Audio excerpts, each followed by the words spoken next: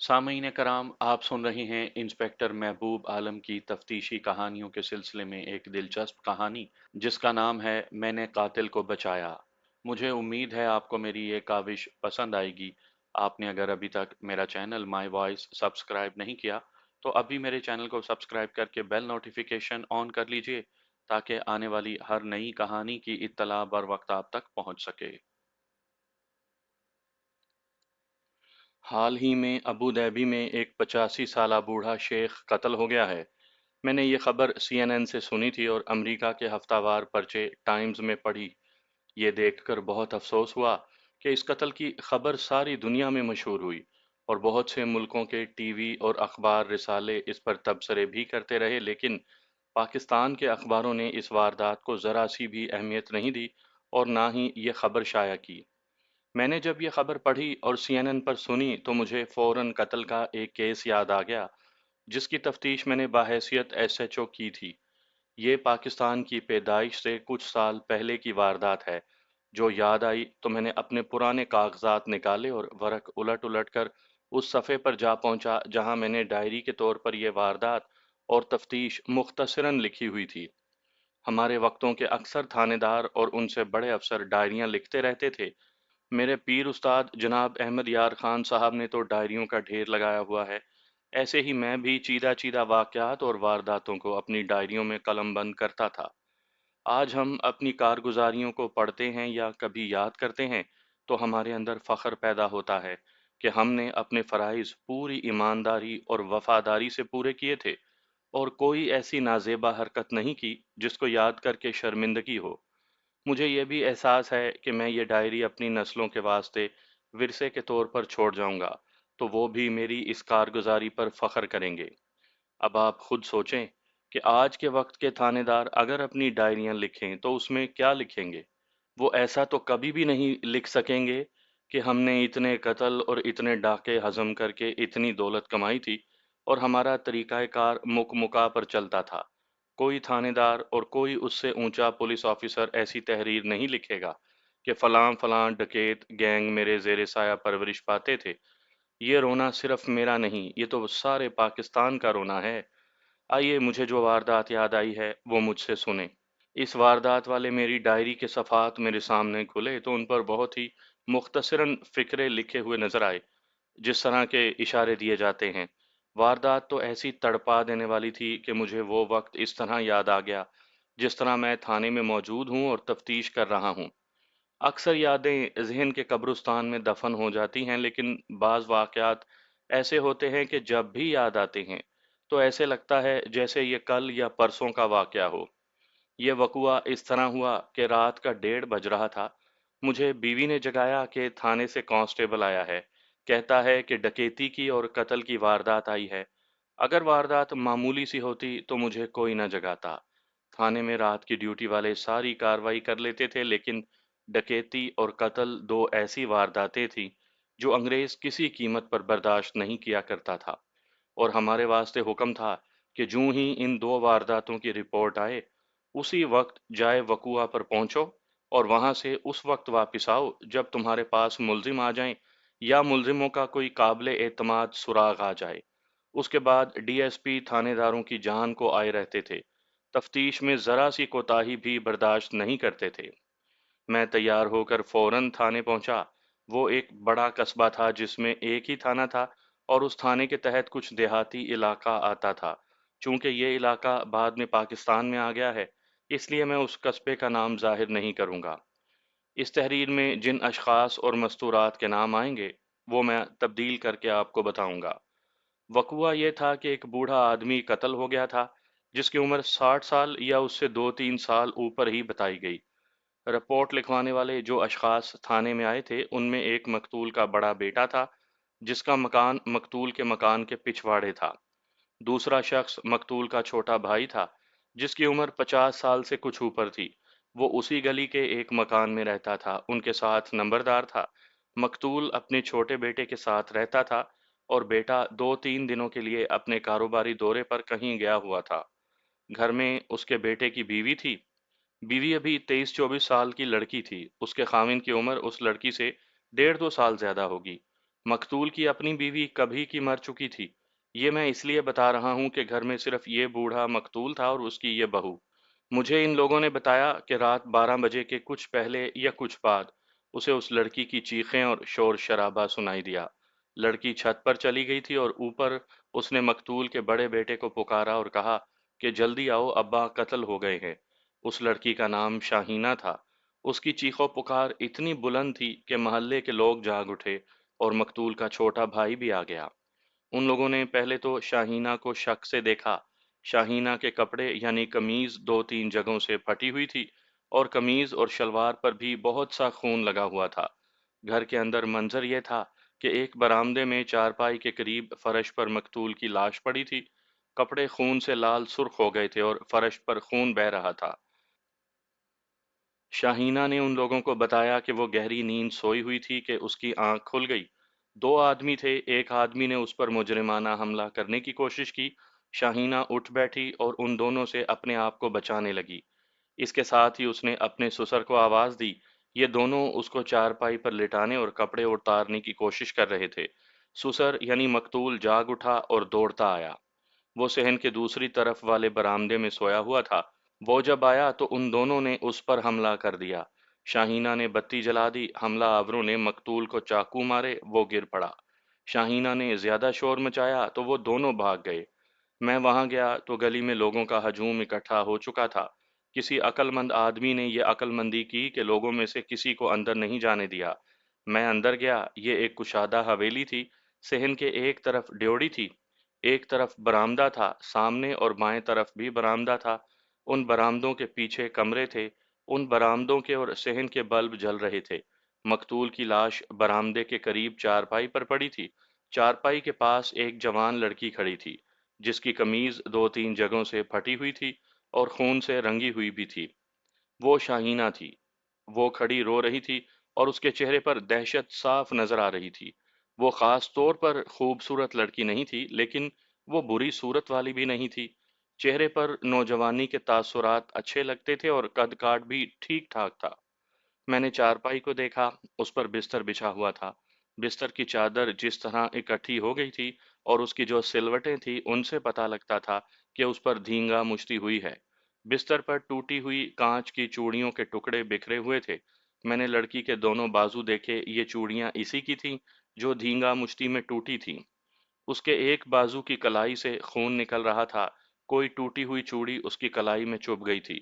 میں نے سب سے پہلے اسی لڑکی کا بیان لینا تھا، لیکن اطمینان سے بیٹھ کر۔ سب سے پہلے تو دوسری چیزیں دیکھنی تھیں۔ لاش کو الٹ پلٹ کر دیکھا، اس کے سینے میں اور پیٹ میں چاقو لگے تھے۔ لاش کو اچھی طرح دیکھ کر ہیڈ کانسٹیبل کو جو میرے ساتھ جائے وقوعہ پر گیا تھا، اسے کہا کہ وہ لاش پوسٹ مارٹم کے لیے لے جائے۔ یہ بندوبست اسی نے کرنا تھا۔ کیا تم بتا سکتی ہو، میں نے شاہینہ سے دریافت کیا، کہ یہ دونوں آدمی کدھر سے مکان میں داخل ہوئے تھے؟ نہیں، شاہینہ نے لرزتی کانپتی آواز میں جواب دیا۔ میں نے اس وقت دیکھا جب انہوں نے مجھے پکڑ لیا تھا۔ صرف یہ بتا سکتی ہوں کہ وہ ڈیوڑی کے راستے باہر نکلے تھے۔ وہ ٹھیک کہتی تھی، اگر وہ انہیں اندر آتا دیکھ لیتی تو اسی وقت شور مچا دیتی۔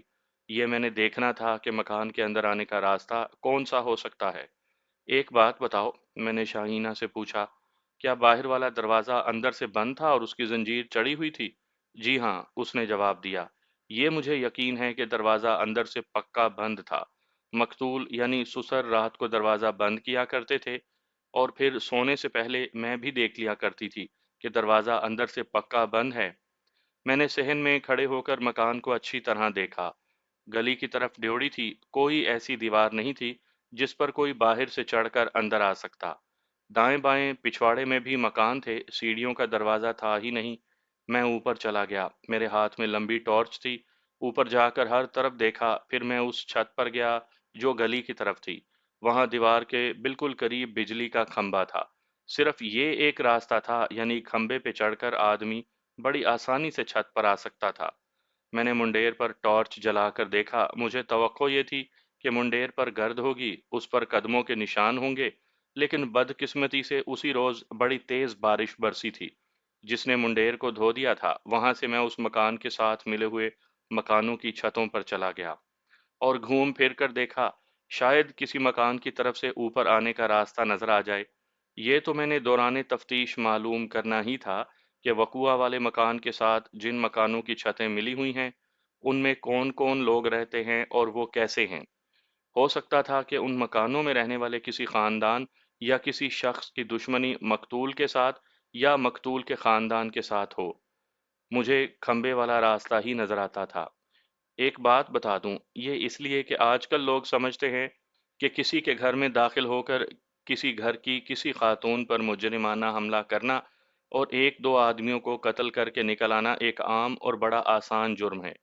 آپ اخباروں میں پڑھتے رہتے ہوں گے کہ یہ سنگین اور گھناؤنی وارداتیں ہر روز ہوتی ہیں اور بڑھتی ہی جا رہی ہیں۔ شرمناک بات یہ ہے کہ کوئی بھی مجرم پکڑا نہیں جاتا۔ میں آج کے دور کی نہیں بلکہ خاصے پہلے دور کی بات کر رہا ہوں، جب حکومت انگریزوں کی تھی، جس میں قانون کو مذہبی کتاب کی طرح مقدس اور متبرک سمجھا جاتا تھا۔ اس زمانے میں ایسی وارداتیں بہت ہی کم ہوا کرتی تھیں۔ اگر کہیں ایسی واردات ہو جاتی تو اس علاقے میں یوں لگتا تھا کہ جیسے زلزلہ آ گیا ہو۔ ایسی واردات عام جرائم پیشہ لوگ نہیں کرتے تھے۔ کوئی بہت ہی بڑے جرائم پیشہ کبھی ایسی واردات کر گزرتے تھے یا ایسی واردات انتقامی طور پر ہوتی تھی۔ یہ واردات بھی مجھے انتقامی نظر آ رہی تھی۔ اگر مقتول عین وقت پر اپنی بہو کو بچانے کے لیے پہنچ گیا تھا تو یہ دونوں ملزم اس بوڑھے آدمی کو ویسے ہی مار پیٹ کر بے ہوش کر دیتے یا اسے پرے پھینک کر بھاگ جاتے، لیکن انہوں نے اس کو چاقو کے متعدد وار کر کے قتل کیا۔ اس سے مجھے شک ہوتا تھا کہ یہ واردات انتقامی طور پر کی گئی ہے۔ بہرحال یہی تو میں نے تفتیش کرنی تھی کہ اس واردات کی بیک گراؤنڈ کیا ہے۔ میں چھت سے نیچے آیا۔ سب سے پہلے تو میں نے شاہینہ کا بیان لینا تھا اور اسی محلے میں کہیں بیٹھنا تھا۔ باہر نکلتے ہوئے میں نے ڈیوڑی کا باہر والا دروازہ دیکھا اور اس کی زنجیر کو اچھی طرح چیک کیا، چڑھایا اور دیکھا۔ میں اس نتیجے پر پہنچا کہ زنجیر چڑھی ہوئی ہو تو باہر سے کسی بھی طریقے سے نہیں کھولی جا سکتی۔ میں نے نمبردار کو کہا کہ کہیں میرے بیٹھنے کا بندوبست کریں۔ میں وقوع والے گھر کی بیٹھک میں ہی ڈیرے ڈال سکتا تھا، لیکن مجھے پتا تھا کہ لاش جو پوسٹ مارٹم کے لیے چلی گئی ہے، جب وہ واپس آئے گی تو اس گھر میں ماتم شروع ہو جائے گا۔ ایسے ماحول میں تفتیش ٹھیک طرح نہیں کی جا سکتی۔ تھوڑی ہی دیر کے بعد نمبردار آیا اور بتایا کہ اس نے اپنی بیٹھک میں میرے لیے بیٹھنے کا بندوبست کر دیا ہے۔ اس کا گھر اسی گلی میں کچھ آگے جا کر تھا۔ میں شاہینہ کو ساتھ لے کر وہاں چلا گیا اور اس کو بیٹھک میں اپنے سامنے بٹھا لیا۔ وہ بہت ہی زیادہ دہشت کی ماری ہوئی لگتی تھی اور وہ رو بھی رہی تھی۔ مجھے اس طرح دیکھتی تھی جیسے میں اسے کھا جاؤں گا یا اس کے ساتھ اچھا سلوک نہیں کروں گا۔ میں نے اسے تسلیاں دیں اور کہا کہ آپ اپنے آپ کو میری پناہ میں سمجھے اور دل میں مجھے اپنے بڑے بھائی کا درجہ دے دے۔ اس طرح تسلی اور دلاسے والی بہت سی باتیں کی تو اس کے چہرے پر جو کھچاؤ تھا وہ صاف ہو گیا۔ میں نے اسے یہ بھی بتایا کہ وہ جو بھی بیان دے گی وہ باہر کسی کو معلوم نہیں ہوگا، اس لیے وہ کوئی بات چھپا کر نہ رکھے۔ پہلے تو اس نے وہی باتیں بتائیں جو مجھ تک پہلے پہنچ چکی تھیں، مثلاً یہ کہ اس کا خاوند کاروبار کے سلسلے میں کچھ دنوں کے لیے باہر گیا ہوا ہے، اور پھر یہ کہ سامنے والے برآمدے میں اس کا سسر سویا ہوا تھا اور وہ اس برآمدے میں سوئی ہوئی تھی۔ اس سے آگے اس نے جو بیان دیا وہ میں اپنی زبان میں سناؤں گا، یہ اس لیے کہ اس کی زبان سے سنایا تو بات بہت لمبی ہو جائے گی۔ اس نے بیان دیا کہ وہ گہری نیند سوئی ہوئی تھی، اس کی آنکھ کھل گئی۔ یہ دیکھ کر اس کا دل خوف سے ڈوب گیا کہ ایک آدمی اس کی ٹانگوں پر بیٹھ گیا تھا اور اسے ننگا کرنے کی کوشش کر رہا تھا۔ چاندنی رات تھی، چاند کی روشنی برآمدے میں نہیں آتی تھی، لیکن صحن میں چاندنی پڑنے سے آدمی صاف پہچانا جاتا تھا۔ شاہینہ نے دیکھا کہ اس آدمی نے جو چارپائی پر چڑھایا تھا اپنی ناک کے اوپر تک رومال باندھا ہوا تھا۔ شاہینہ پہلے تو ڈری، لیکن اپنی عزت کا خیال آیا تو وہ یک لخت دلیر ہو گئی اور اٹھ بیٹھی، لیکن جو آدمی اس کی ٹانگوں پر بیٹھا تھا اس نے اسے سینے پر دھکا مار کر پھر گرا دیا۔ شاہینہ پھر اٹھی اور اس کے ساتھ ہی اپنے سسر کو اس طرح پکارا، بابا، بابا جان، اور اس کے ساتھ ہی وہ اپنے آپ کو اس آدمی سے چھڑانے لگی۔ دوسرے آدمی نے شاہینہ کے منہ پر ہاتھ رکھا، لیکن شاہینہ نے اپنے سر کو زور سے جھٹکا دیا تو اس آدمی کا ہاتھ پھسل کر آگے چلا گیا اور اس کا بازو شاہینہ کے منہ تک آ گیا۔ شاہینہ نے اس کا بازو پکڑ کر اپنے دانت بازو میں اتار دیے۔ بازو کی یہ جگہ کہنی کے قریب تھی جہاں بازو کا پٹھا ہوتا ہے۔ شاہینہ نے دانت اتنی زور سے بازو میں گاڑے کہ اس آدمی کی ہلکی سی چیخ نکل گئی۔ اس آدمی نے شاہینہ کی قمیض دو تین جگہ سے پکڑی جس سے قمیض پھٹ گئی۔ شاہینہ کو معلوم نہیں تھا کہ یہ کس طرح ہوا کہ جو آدمی اس کی ٹانگوں پر بیٹھ کر اسے ننگا کرنے کی کوشش کر رہا تھا وہ ٹانگوں سے ذرا ہٹ گیا۔ شاہینہ کی ایک ٹانگ آزاد ہوئی تو اس نے بڑی تیزی سے یہ ٹانگ اکٹھی کر کے پاؤں اس آدمی کی پیٹ میں اتنی زور سے مارا کہ وہ آدمی چارپائی سے نیچے فرش پر جا پڑا۔ یہ قدرت کا نظام ہے کہ خطرے میں انسان کی ڈھکی چھپی ہوئی طاقتیں بھی بیدار ہو جایا کرتی ہیں۔ اس دھینگا مشتی میں شاہینہ کی کئی چوڑیاں ٹوٹی اور اس کی قمیض بھی تین چار جگہوں سے پھٹی اور شلوار بھی ایک جگہ سے پھٹ گئی۔ یہ اس طرح کہ دوسرا آدمی اس کی شلوار کھینچ رہا تھا۔ اتنے میں شاہینہ کو اپنے سسر کی آواز سنائی دی، کون ہے یہ؟ شاہینہ نے اور زیادہ شور مچایا اور کہا کہ انہوں نے مجھ پر سوتے میں حملہ کیا ہے۔ سسر نے ایک آدمی کو پیچھے سے پکڑا اور ایک طرف گرا دیا۔ اس موقع پر شاہینہ آزاد ہو گئی اور اچھل کر چارپائی سے اتری۔ اس نے پہلا کام یہ کیا کہ برآمدے کا سوئچ آن کر کے بتی جلا دی۔ تب اسے نظر آیا کہ دونوں آدمیوں کے چہروں پر رومال بندھے ہیں۔ ان کے سروں پر سفید پگڑیاں لپٹی ہوئی تھیں، لیکن باقی لباس سے وہ دیہاتی نہیں لگتے تھے۔ ایک آدمی نے چاقو نکال کر مقتول کو مارنا شروع کر دیا۔ شاہینہ اپنے سسر کی مدد کے لیے پہنچی، لیکن اسے یہ خیال نہیں آیا کہ کوئی چیز مثلا ڈنڈا، چاقو، چھری وغیرہ ہاتھ میں لے لیتی۔ اس نے یہ کیا کہ ایک آدمی اس کی طرف ہوا تو شاہینہ نے اس کی دونوں ٹانگوں کے درمیان نیچے سے بڑی زور سے کک ماری۔ وہ آدمی پہلے تو سیدھا ہوا پھر دوہرا ہو گیا۔ شاہینہ نے دوسرے آدمی کے پہلو میں بھی ویسی ہی کک ماری۔ اس کے ہاتھ سے چاقو گر پڑا۔ شاہینہ چاقو کی طرف لپکی تو ان دونوں میں سے ایک نے اس کے پہلو سے ایسا زوردار دھکا دیا کہ وہ اپنے سسر کے اوپر گری، جو معلوم نہیں کہ چاقو کے کتنے ہی زخم کھا کر گر چکا تھا۔ سسر کا خون اس کے کپڑوں کو لگا۔ شاہینہ کو امید یہ تھی کہ اب اس کے جسم میں بھی چاقو اتریں گے۔ وہ بہت پھرتی سے اٹھی، لیکن اس نے دیکھا کہ دونوں آدمی بھاگ پڑے۔ وہ چاقو بھی ساتھ لے گئے تھے۔ شاہینہ ان کے پیچھے دوڑنے لگی، لیکن اپنے سسر کے بہتے ہوئے خون پر پاؤں پڑا تو وہ پھسل کر گر پڑی۔ وہ پھر اٹھی اور ڈیوڑی کے باہر والے دروازے تک گئی، مگر دونوں مجرم جا چکے تھے۔ واپس آ کر اس نے صحن میں سے چیخنا چلانا شروع کیا اور چھت پر چیختی چلاتی چلی گئی۔ اس کی پکار پر لوگ آ گئے۔ اس وقت تک اس کا سسر مر چکا تھا۔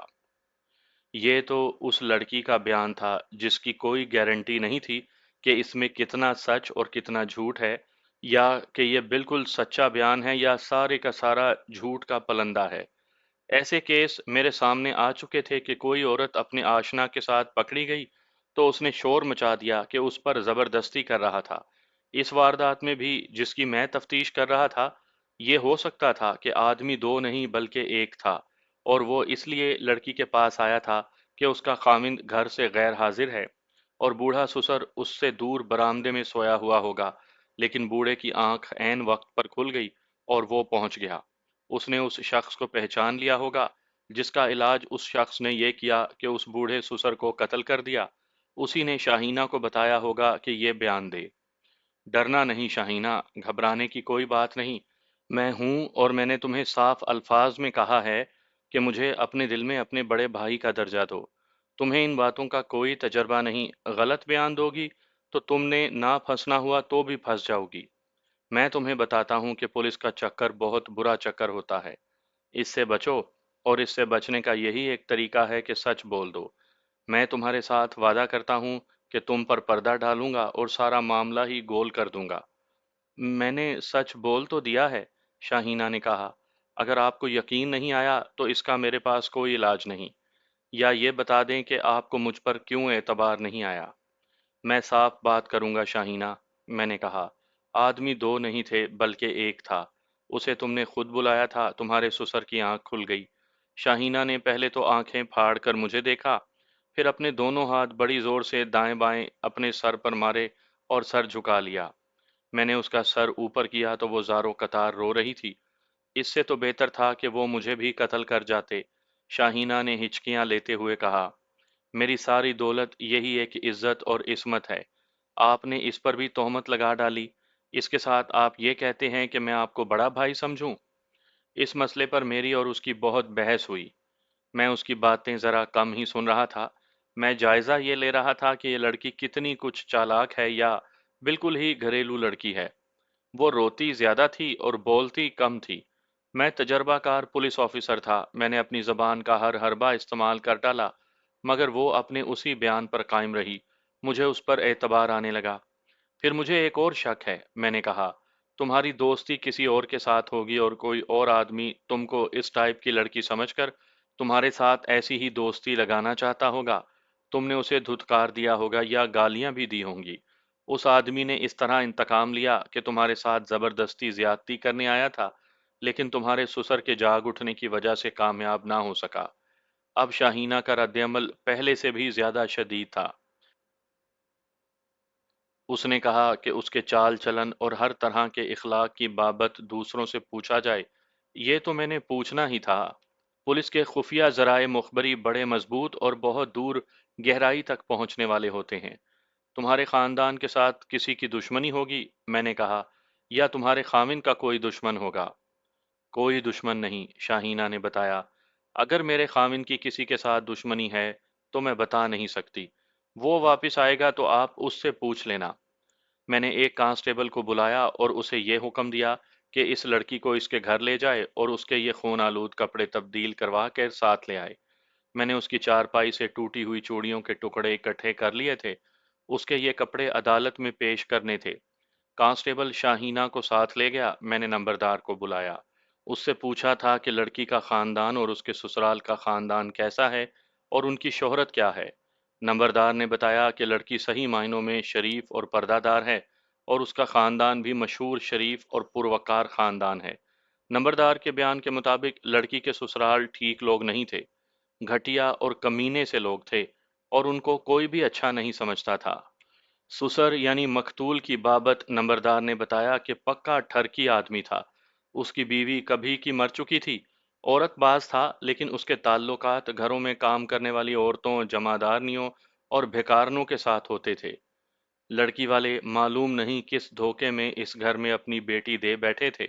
نمبردار نے کہا، اس کا خاوند بھی بد کردار آدمی ہے، اچھے پیسے کما لیتا ہے، عادی جوئے باز ہے اور قبرستان کے تکیے پر باقاعدہ جا کر جوا کھیلتا رہتا ہے۔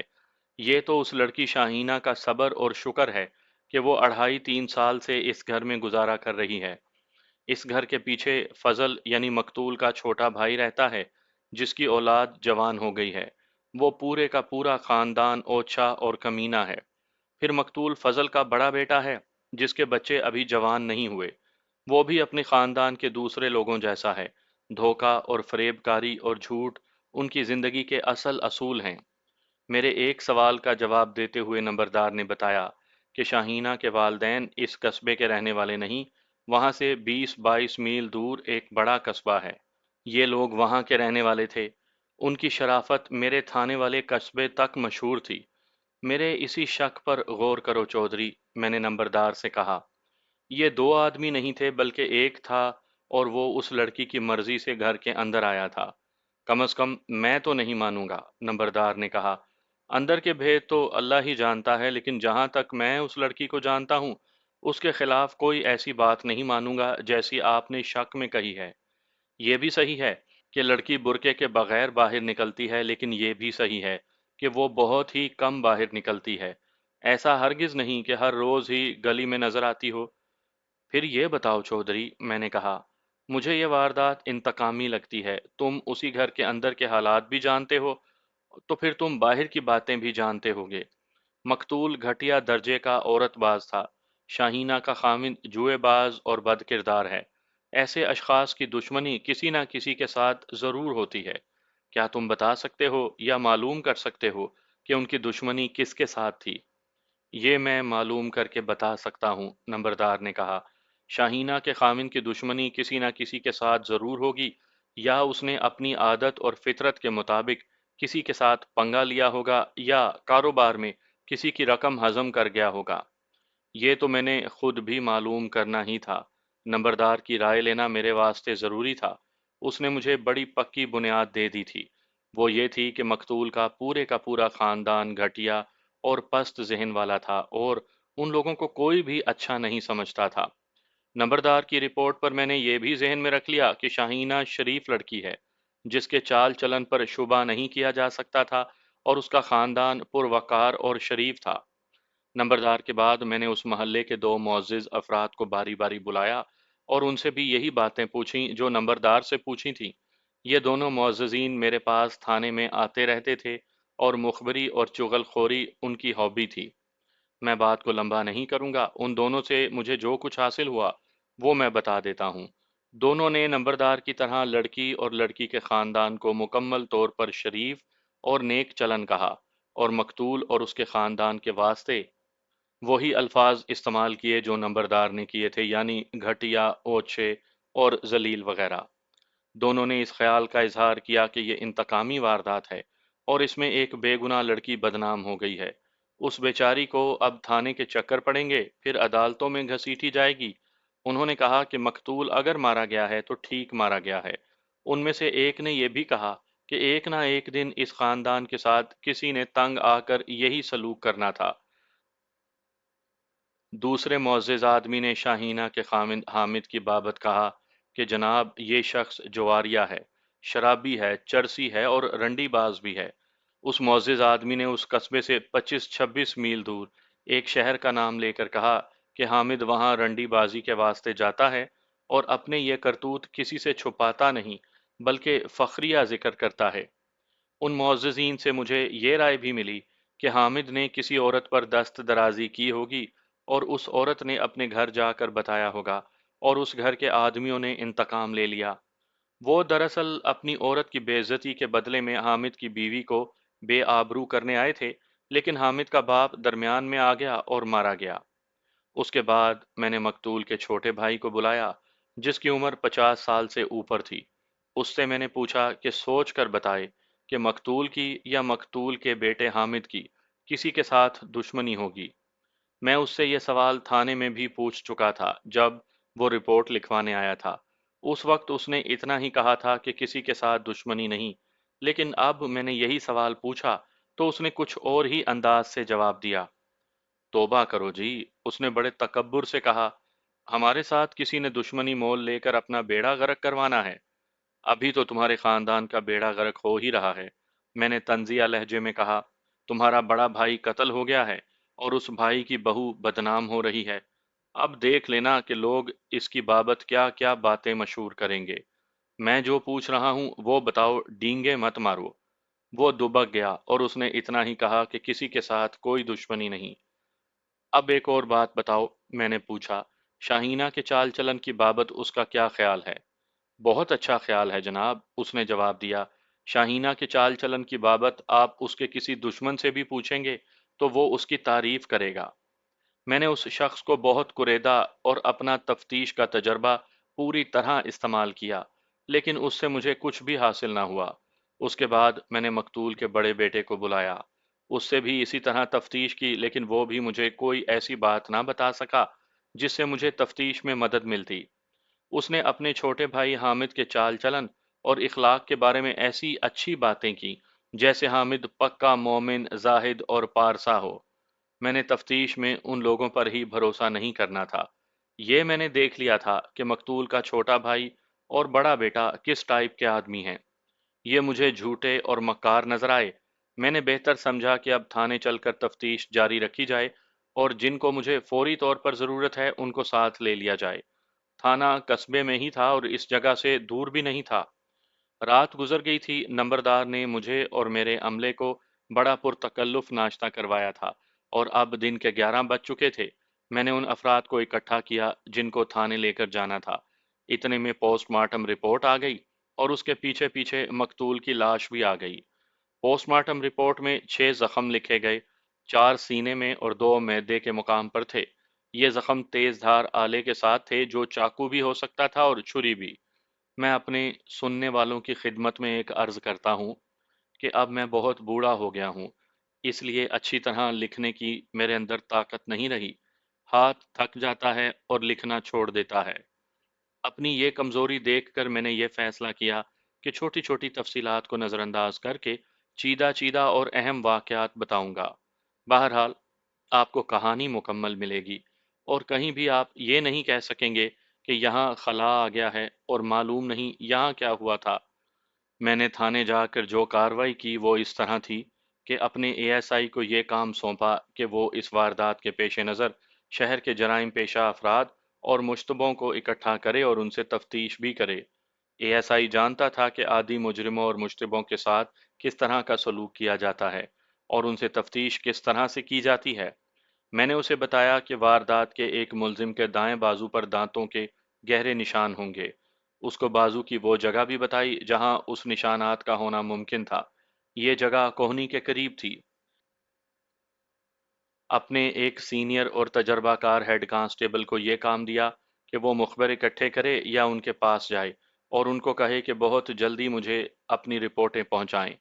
ہیڈ کانسٹیبل کو میں نے یہ بھی کہا کہ آڑت کی منڈی سے یہ معلوم کرنا ہے کہ حامد کا کسی سے لین دین پر جھگڑا ہوگا یا اس نے کسی کی رقم ہضم کر لی ہوگی۔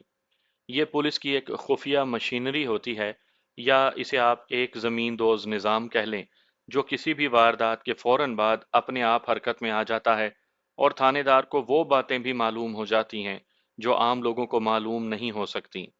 میں اس نظام کی بابت کوئی زیادہ بات نہیں کروں گا، صرف یہ بتانا ضروری سمجھتا ہوں کہ بعض مخبر اپنی کارگزاری سے تھانے داروں کو بھی حیران کر دیا کرتے تھے۔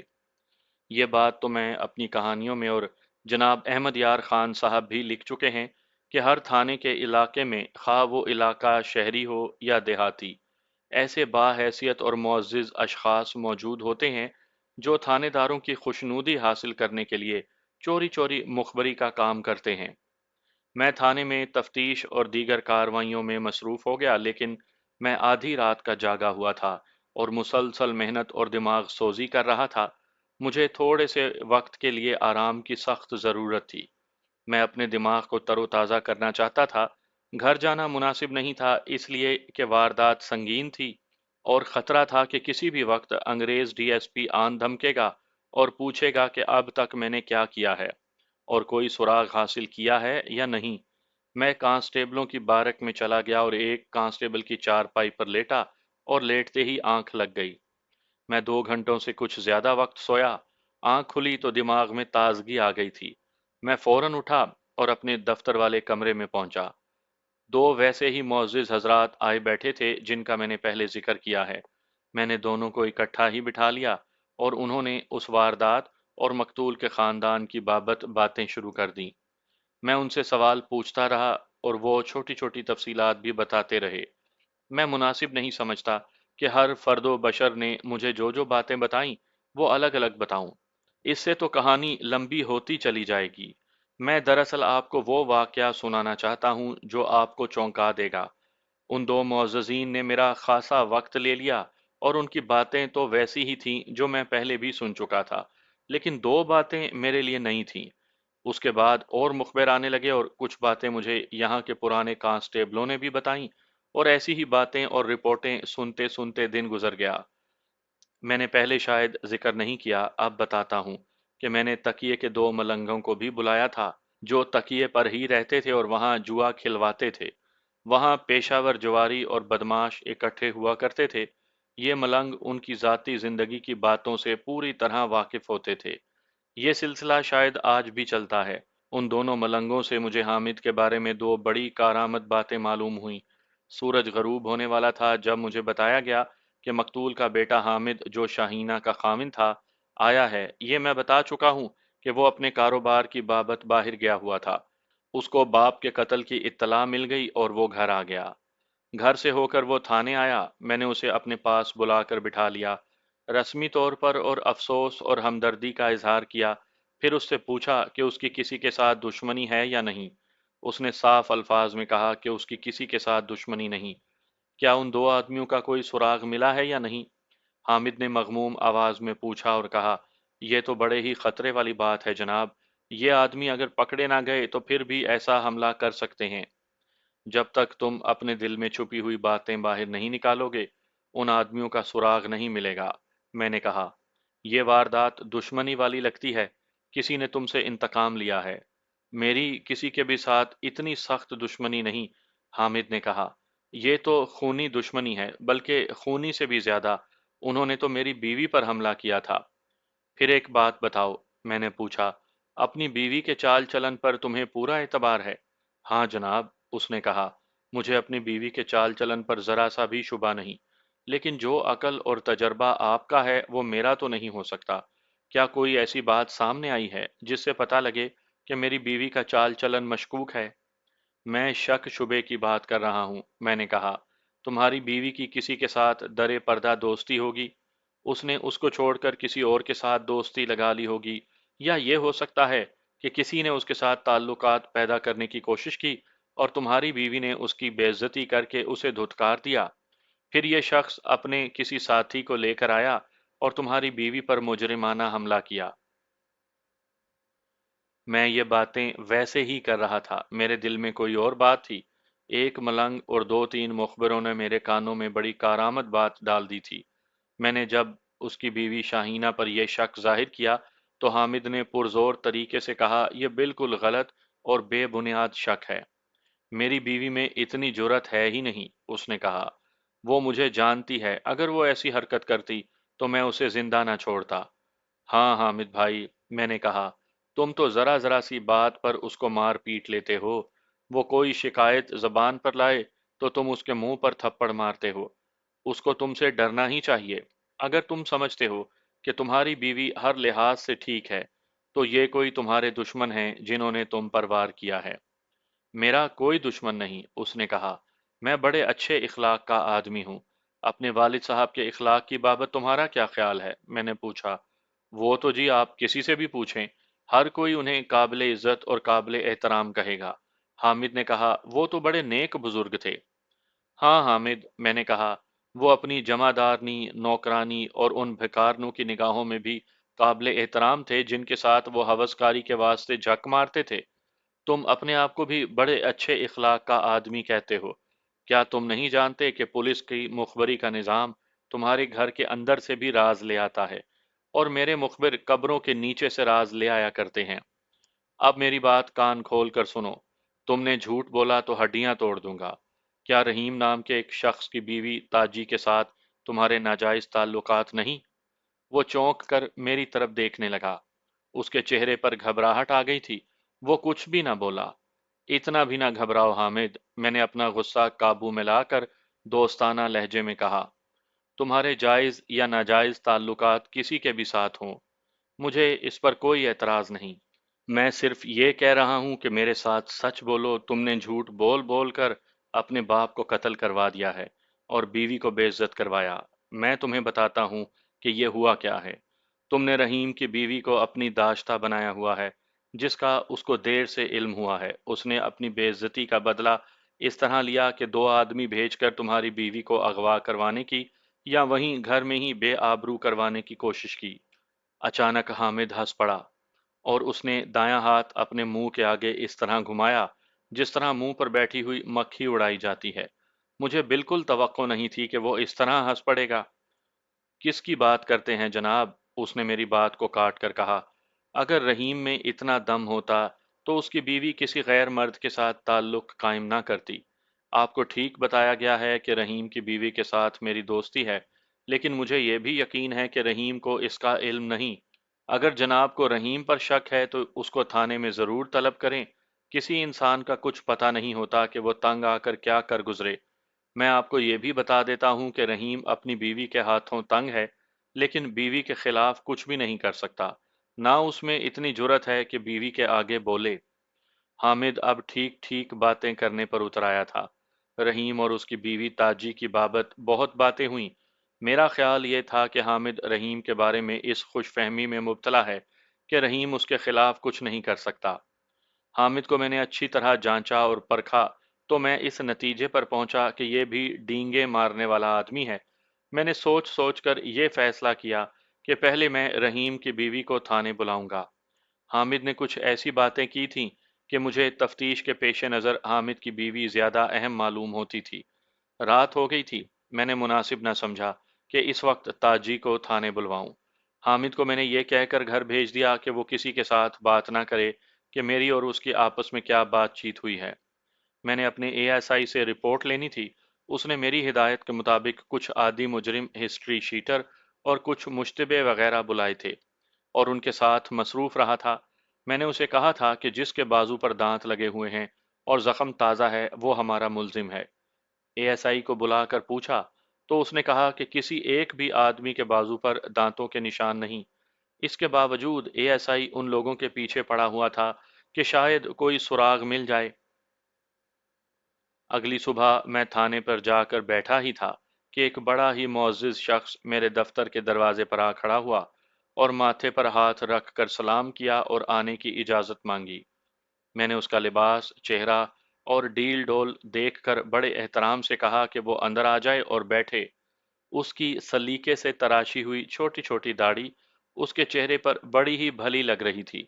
میں نے اپنے آپ میں قیاس آرائی کی کہ یہ شخص اگر کہیں ملازم ہے تو کسی اسکول کا ہیڈ ماسٹر ہوگا، اور اگر کسی سرکاری محکمے میں ہے تو ہیڈ کلرک یا آفس سپرنٹینڈنٹ ہوگا۔ بہرحال میرا جی چاہتا تھا کہ اس شخص کا احترام کیا جائے۔ میں نے اس سے پوچھا کہ میں اس کی کیا خدمت کر سکتا ہوں۔ اس نے بتایا کہ وہ شاہینہ کا باپ ہے۔ میرا قیاس بالکل صحیح نکلا، وہ اپنے قصبے کے اسلامیہ ہائی اسکول میں سیکنڈ ماسٹر تھا۔ میں آپ کی تفتیش میں دخل اندازی نہیں کرنے آیا، اس نے تہذیب اور ادب سے بات کرتے ہوئے کہا۔ میں صرف اپنی یہ تسلی کرنا چاہتا ہوں کہ میری بیٹی پر تو کوئی حرف نہیں آئے گا۔ اتنا ہی کہہ کر اس کی آنکھوں میں آنسو بہنے لگے، اور پھر آہ لے کر اس نے کہا، ہم تو بڑے دھوکے کا شکار ہو گئے ہیں، کچھ سمجھ نہیں آتی کہ کیا کریں۔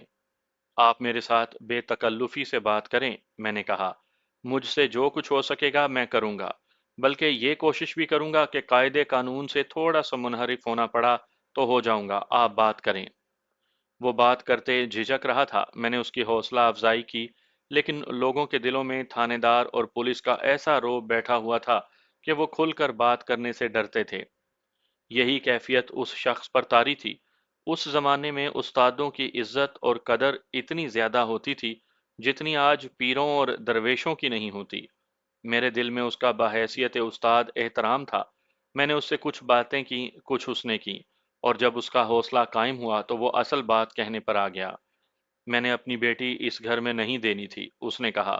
میرے ملنے والے ایسے دو آدمیوں نے جن پر مجھے اعتماد تھا، ان لوگوں کے واسطے رشتہ مانگا اور کہا کہ کاروباری لوگ ہیں اور خوشحال بھی ہیں، اور بہت ہی شریف اور باوقار خاندان ہے۔ میں اپنی بیوی کے ساتھ یہاں ان کے گھر آیا تو ان لوگوں نے ایسی تعظیم اور ادب اور احترام کا مظاہرہ کیا کہ میں ان سے متاثر ہو گیا۔ یوں لگتا تھا کہ ان لوگوں نے سر آنکھوں پر بٹھا لیا ہے، اور باقی عمر اسی طرح میرے ممنون اور مشکور رہیں گے۔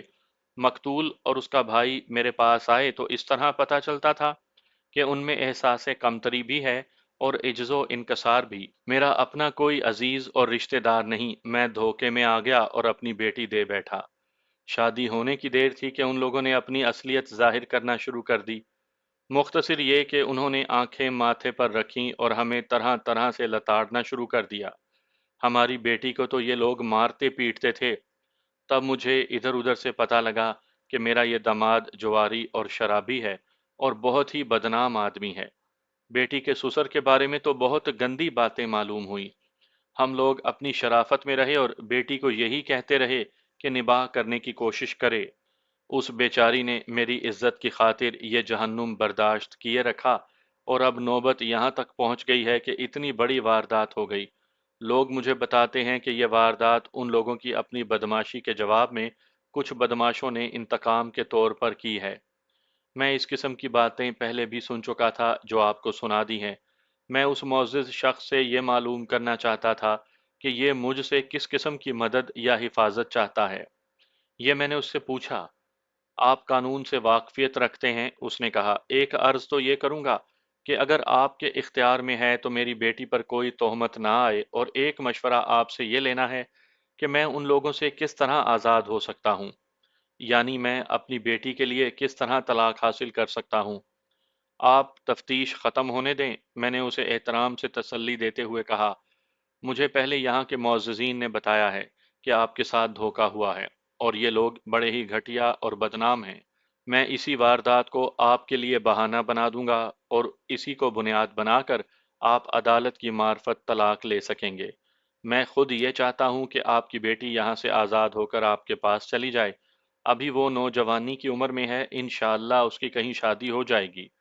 آپ مطمئن رہیں، میں آپ کی بیٹی پر کوئی تہمت یا غلط حرف نہیں آنے دوں گا۔ وہ بے اختیار ہچکیاں لے لے کر رونے لگا۔ اس کا میرے دل پر بہت ہی اثر ہوا۔ میں نے دل کی گہرائی سے اس کے ساتھ وعدہ کیا کہ میں اس کو اور اس کی بیٹی کو بدنام نہیں ہونے دوں گا۔ البتہ یہ اسے برداشت کرنا پڑے گا کہ اس کی بیٹی ہر پیشی پر عدالت میں آ جائے۔ یہ کوئی بدنامی والی بات نہیں۔ اس کو بہلا کر اور تسلی دلاسا دے کر رخصت کر دیا۔ یہ دھوکہ اور فریب ہمارے ملک میں ہوتا آیا ہے اور ہو رہا ہے کہ شریف لوگوں کی لڑکیاں غنڈوں بدماشوں کے گھروں میں بیائی جاتی ہیں اور پھر وہ اس جہنم میں سسک سسک کر زندگی گزار دیتے ہیں۔ یہ ایسا جرم ہے جسے کوئی پکڑ بھی نہیں سکتا۔ میں نے گزشتہ رات سوچا تھا کہ رحیم کی بیوی تاجی کو پہلے بلاؤں اور اس کے ساتھ بات چیت کر کے اس کے خاوند کو بلاؤں گا، لیکن صبح جب دماغ میں کچھ تازگی آئی تو میں نے یہ فیصلہ کیا کہ دونوں کو اکٹھے ہی بلا لوں، تاکہ رحیم کو اگر وہ ملزم ہوا تو اپنے بچاؤ کے واسطے پیش بندی کا موقع نہ ملے۔ ایک کانسٹیبل کو بلا کر کہا کہ وہ رحیم اور اس کی بیوی کو ساتھ لے آئے اور احتیاط یہ کرے کہ راستے میں وہ آپس میں کوئی بات نہ کر سکیں۔ دونوں جب تھانے میں آئے تو میں نے پہلے رحیم کو اپنے پاس بلا کر بٹھایا۔ اس کے آنے کا اور چلنے کا اور میرے سامنے بیٹھنے کا انداز ایسا تھا جس میں مجھے مردانگی نظر نہیں آئی۔ پولیس کا خوف صاف نظر آ جاتا ہے، لیکن یہ شخص کسی اور ہی قسم کا تھا۔ میں نے سب سے پہلے اسے یہ کہا کہ اپنے دائیں بازو کی آستین اوپر کرے اور بازو کوہنی تک ننگا کر دے۔ اس نے آستین کوہنی سے بھی اوپر کر دی۔ یہ دیکھ کر مجھے بہت خوشی ہوئی کہ کوہنی سے ذرا نیچے اس کے بازو پر پٹی بندھی ہوئی تھی۔ میں نے اس سے پوچھا کہ یہ زخم کیسے آیا۔ اس نے بتایا کہ ایک لکڑی کی نوک بڑی زور سے لگ گئی تھی۔ میں نے اسے کہا کہ پٹی کھول دے۔ وہ بائیں ہاتھ سے پٹی کھولنے میں دشواری محسوس کر رہا تھا۔ میں نے اٹھ کر اس کی پٹی کھول دی۔ یہ زخم پر چپکی ہوئی نہیں تھی۔ زخم ننگا ہوا تو میں خوشی سے دیوانہ ہونے لگا۔ یہ دانتوں کے صاف نشان تھے اور دانت گوشت میں گہرے اترے ہوئے تھے۔ یہ تو کسی انسانوں کی دانتوں کے نشان ہیں، میں نے کہا۔ انسانی دانتوں کے نشان چھپائے نہیں جا سکتے۔ اب یہ بتاؤ کہ تم نے جھوٹ کیوں بولا ہے کہ لکڑی کی نوک لگی تھی؟ وہ کچھ مسکرایا اور سنجیدہ بھی ہوا اور پھر بھی چپ ہی رہا۔ میں نے اس سے پوچھا کہ یہاں اس کو کس نے کاٹا ہے؟ اس کے ساتھ یہ بھی کہا کہ اس نے صحیح بات نہ بتائی تو اس پر قتل کا مقدمہ بن جائے گا۔ وہ چپ رہا تو میں نے کہا کہ یہ حامد کی بیوی کے دانتوں کے نشان ہیں اور تم نے اپنے ایک ساتھی کے ساتھ حامد کے باپ کو قتل کیا ہے۔ نہیں جناب اعلیٰ۔ وہ تو تڑپ کر اچھل پڑا اور بولا، میں جھوٹ نہیں بول رہا، میں نے کسی کو قتل نہیں کیا، اور دانتوں کے یہ نشان حامد کی بیوی کے نہیں بلکہ میری اپنی بیوی کے ہیں۔ میں شرمندگی کے باعث چپ تھا۔ یہ دانت کب لگے ہیں؟ میں نے پوچھا۔ اس نے جو وقت بتایا وہ واردات کی رات تھی۔ اس رات رحیم کی اپنی بیوی کے ساتھ لڑائی ہوئی تھی۔ اس نے یہ بھی کہا کہ میری بیوی یہاں موجود ہے، اس سے پوچھ لیا جائے۔ میں نے اس سے پوچھا کہ بیوی کے ساتھ لڑائی کیوں ہوئی تھی؟ بدماش عورت ہے، اس نے کہا، میرے قابو سے باہر ہے۔ میں اس کو قابو کرنے کی کوشش کرتا ہوں تو میرے گلے پڑ جاتی ہے۔ کبھی تو خاموش رہتا ہوں اور جب کبھی تنگ آ کر کچھ کہہ بیٹھتا ہوں تو میرے لیے مصیبت کھڑی کر دیتی ہے۔ کیا اس کے کسی کے ساتھ ناجائز تعلقات ہیں؟ میں نے پوچھا۔ ہاں جی، اس نے جواب دیا۔ مجھے کچھ دن پہلے معلوم ہوا ہے کہ اس نے مقتول فضل کے بیٹے حامد کے ساتھ تعلق جوڑا ہے اور وہ اسے پیسے کھلاتا رہتا ہے۔ میں نے بیوی کی منت بھی کی اور سختی بھی کی کہ حامد کے ساتھ تعلق توڑ لے، لیکن پرسوں رات بڑی سخت لڑائی ہوئی۔ میں نے سوچا تھا کہ اس کو گھر سے ہی نکال دوں، لیکن اس نے میرے بازو میں ایسے دانت گاڑے کہ چھوڑتی ہی نہیں تھی۔ یہ زخم آپ خود دیکھ لیں، مجھے سمجھ نہیں آتی کہ میں کیا کروں۔ یہ شخص تو میرے آگے مظلوم بنا ہوا تھا، اور وہ واقعی مظلوم تھا اور بیوی کے ہاتھوں بہت ہی دکھی تھا، لیکن وہ جس انداز سے بات کرتا تھا اس سے مجھے ہنسی آ رہی تھی اور میں ہنسی پر قابو پانے کی کوشش کر رہا تھا۔ وہ تھا تو مرد، لیکن وہ بولتا تھا تو اپنے ہاتھ بھی ہلاتا تھا اور اس کا بولنے کا انداز اور ہاتھ ہلانے کا طریقہ بالکل ہیجڑوں جیسا تھا۔ مجھے سمجھ آ گئی کہ اس کی بیوی اسے کیوں اچھا نہیں سمجھتی اور اس نے باہر کیوں دوستی لگائی ہوئی ہے۔ کیا اس لڑائی کے بعد تم گھر سے باہر چلے گئے تھے؟ میں نے ایک شک کی بنا پر اس سے پوچھا۔ نہیں جی، اس نے جواب دیا۔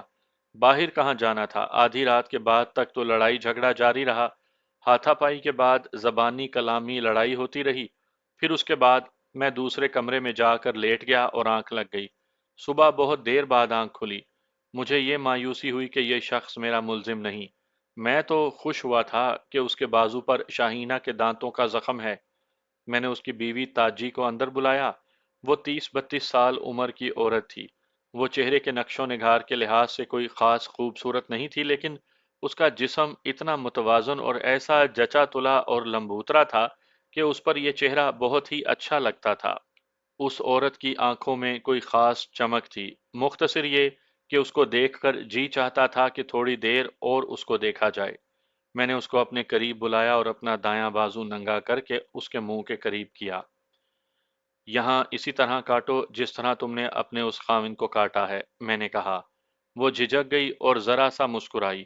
میں نے اس سے پوچھا، پہلے یہ بتاؤ کہ اپنے خاوند کے بازو پر تم نے خود کاٹا تھا؟ اس نے سر ہلا کر اقرار کیا کہ اپنے خاوند کے بازو پر اسی نے کاٹا تھا۔ اب اسی طرح سے میرا بازو کاٹو، میں نے کہا اور ہنس کر بولا، دانت اس طرح کھال کے اندر اتار دینا جس طرح تو نے اپنے خاوند کو زخمی کیا ہے۔ اس نے پھر کچھ پسو پیش کی، لیکن میں نے اپنا بازو اس کے ہونٹوں کے ساتھ لگا دیا اور اس کو منوا لیا کہ وہ یہاں اسی طرح کاٹے۔ اس نے منہ کھولا اور دانت میرے بازو میں گاڑے۔ میں نے اسے کہا کہ ذرا اور دبائے۔ اس نے دانتوں کو مزید دبایا اور جب میں نے دیکھا کہ اس سے زیادہ دباؤ ڈالنے سے دانت کھال میں اتر جائیں گے تو میں نے اسے روک دیا۔ اس کے منہ سے بازو نکال کر میں نے بازو رحیم کے بازو کے ساتھ رکھا اور دونوں نشانات کا جائزہ لینے لگا۔ دونوں کے بازو پر جو دانت لگے تھے ان کے نشانات کی لمبائی اور چوڑائی بالکل ایک جیسی تھی۔ میں یہ بھی بتا دیتا ہوں کہ میں کوئی ایکسپرٹ نہیں تھا۔ میں نے یہ دیکھا تھا کہ شاہینہ کا منہ کم چوڑا تھا اور تاجی کا منہ اس کی نسبت کچھ زیادہ چوڑا تھا۔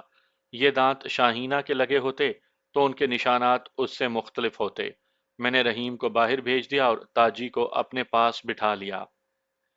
رحیم کی طرف سے تو میں مطمئن ہو گیا تھا، لیکن تاجی کو میں نے دیکھا تو مجھے محسوس ہوا کہ یہ عورت میری کچھ نہ کچھ مدد ضرور کرے گی۔ اس کا تعلق، بلکہ بڑا گہرا تعلق حامد کے ساتھ تھا۔ مجھے امید تھی کہ اس کے پاس حامد کے کچھ راز بھی ہوں گے۔ ایسی سنگین وارداتوں کی تفتیش میں جس کا کوئی سراغ ہی نہ ملے، تفتیشی افسر کو تنکوں کے سہارے ڈھونڈنے پڑتے ہیں۔ ذرا ذرا سی بات پر دماغ سوزی کرنی پڑتی ہے۔ یہی حالت میری ہو رہی تھی۔ میں نے تاجی کے دل سے تھانے اور تھانے دار کا خوف نکال دیا، جس کا ذریعہ یہ تھا کہ میں اس کے ساتھ دوستانہ انداز میں باتیں کرتا رہا اور کچھ اشارے ایسے بھی دیے کہ جیسے وہ مجھے پسند آ گئی ہے اور میں اس کی دوستی کا خواہش مند ہوں۔ رحیم کے ساتھ لڑائیاں کیوں ہوتی ہیں؟ میں نے دوستانہ لہجے میں پوچھا۔ میں تم سے یہ بات تھانے دار کی حیثیت سے نہیں پوچھ رہا، ویسے ہی تمہارے ساتھ دلچسپی اور ہمدردی پیدا ہو گئی ہے، اس لیے پوچھ رہا ہوں۔ اس شخص کو آپ نے دیکھ لیا ہے، تاجی نے مسکراتے ہوئے کہا۔ آپ اس کو مرد سمجھتے ہیں؟ یہ تو زنخہ ہے، عورتوں کی طرح باتیں کرتا ہے اور اس کی حرکتیں بھی عورتیں جیسی ہوتی ہیں۔ مرد میں تو ایسا روب ہونا چاہیے کہ عورت اپنے دل سے اس کے زیر ہو جائے اور اس کی قدر کرے۔ یہاں سے بات چلی تو میں نے یہ انداز اختیار کر لیا کہ اس کی ہر بات پر میں ہنس پڑتا اور اس سے کچھ نہ کچھ پوچھ بھی لیتا۔ یہ انداز ایسا تھا جیسے ہم آپس میں وقت گزارنے کے لیے گپ شپ لگا رہے ہوں۔ میرے رویے سے اس کی زبان ایسی رواں ہوئی کہ اس کے منہ میں جو آئی اس نے کہہ ڈالی۔ میں نے اس سے پوچھا کہ اس نے رحیم کو کاٹا کیوں تھا؟ اس رات تو اس نے حد ہی کر دی تھی، تاجی نے بڑے ہلکے پھلکے موڈ اور لہجے میں کہا۔ مجھے کہتا تھا کہ حامد کو نہ ملا کرو۔ میں نے کہا کہ حامد کے ساتھ میری ناجائز دوستی نہیں، اسے کسی نے بتا دیا تھا کہ میں اس کی غیر حاضری میں حامد کو ملتی ہوں۔ رحیم کو میرے جواب سے تسلی نہ ہوئی تو میں نے غصہ جھاڑ دیا۔ اس وقت یہ بھی غصے میں تھا، اس نے مجھ پر ایسا حملہ کیا کہ مجھے گرا کر میرے سینے پر چڑھ بیٹھا اور بولا کہ آج میں تمہارا گلا گھونٹ دوں گا۔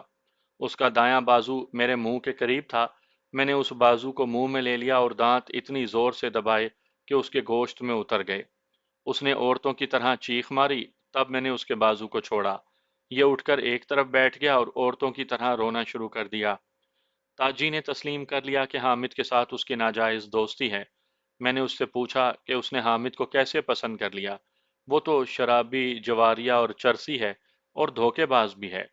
وہ طوائف باز بھی ہے، تاجی نے کہا۔ وہ جھوٹا اور فریب کار بھی ہے، لیکن مجھے اس سے کیا؟ میں اس سے جو کچھ بھی مانگوں وہ فوراً حاضر کرتا ہے۔ रुपए पैसे से मेरी मुट्ठी गर्म रखता है, हर ईद पर मेरे और मेरे बच्चों के कपड़े सिलवा कर देता है, और ईदी अलग होती है। वो हर तरह से मेरे हाथ में है। अपना घर बर्बाद करता है तो करता रहे। क्या तुम उसकी बीवी से कभी मिली हो? मैंने पूछा।